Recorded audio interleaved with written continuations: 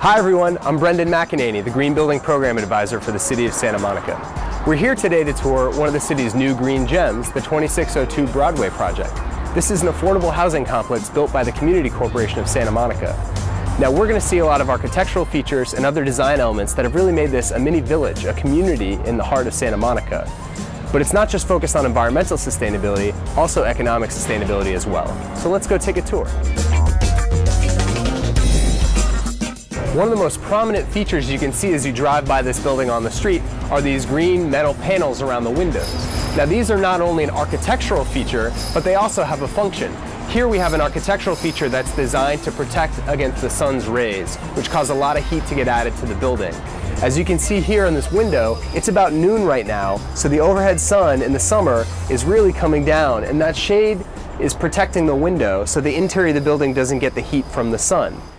And then as the sun sets further on the west side, the direct sunlight will come right into this window at the time when electricity is the most expensive and the room's going to be the hottest. So this provides direct shade against that sunlight while still providing a great view to the street and to the plantings outside.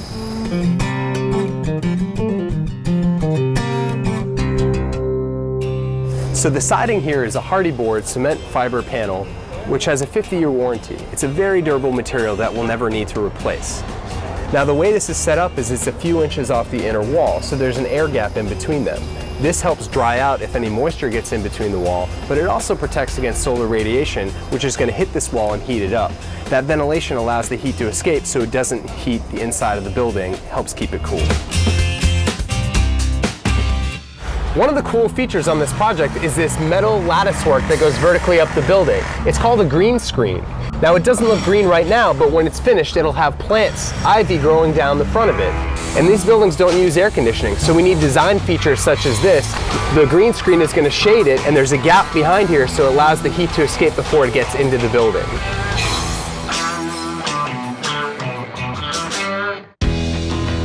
This project takes advantage of Santa Monica's mild climate to save energy by not installing air conditioning. While this saves electricity, it's important to design the building properly to make sure you get the cool ocean breezes on those hot summer days. The windows are shielded from the sun by overhangs on the outside, and the units are designed so that there's a direct line for ventilation from those ocean-facing windows right through to the front door. And the cabinets have a translucent backing so light can pass from room to room.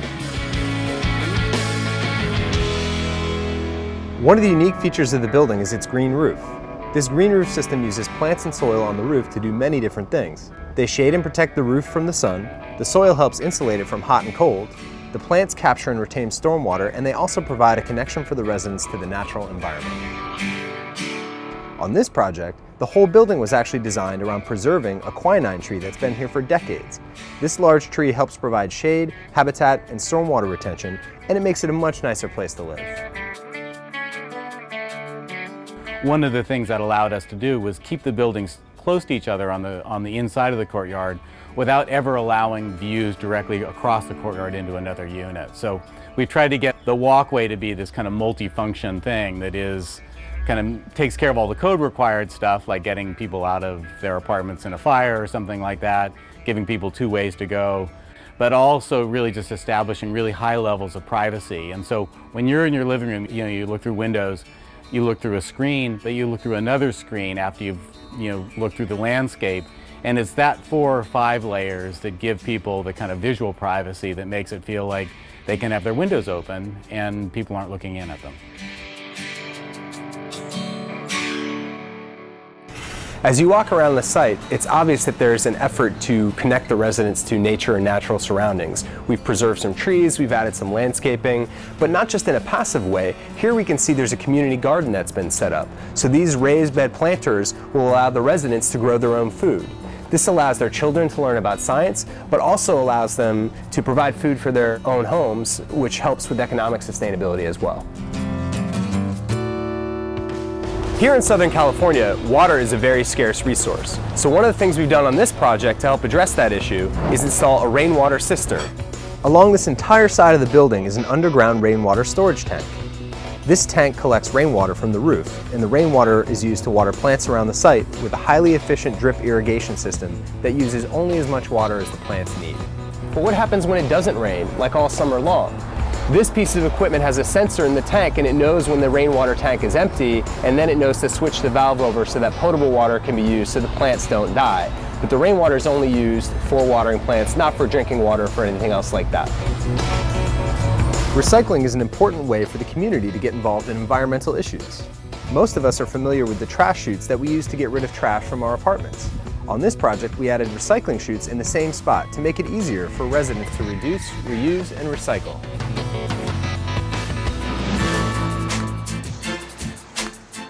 Another sustainable element to this project is trying to get people out of cars and using alternative means of transportation. The location helps because it's right near many city bus lines. Well, as you can see here, this project went to great lengths to add adequate space for bicycles and really spread out the racks to encourage the residents to use bikes and get out of their cars.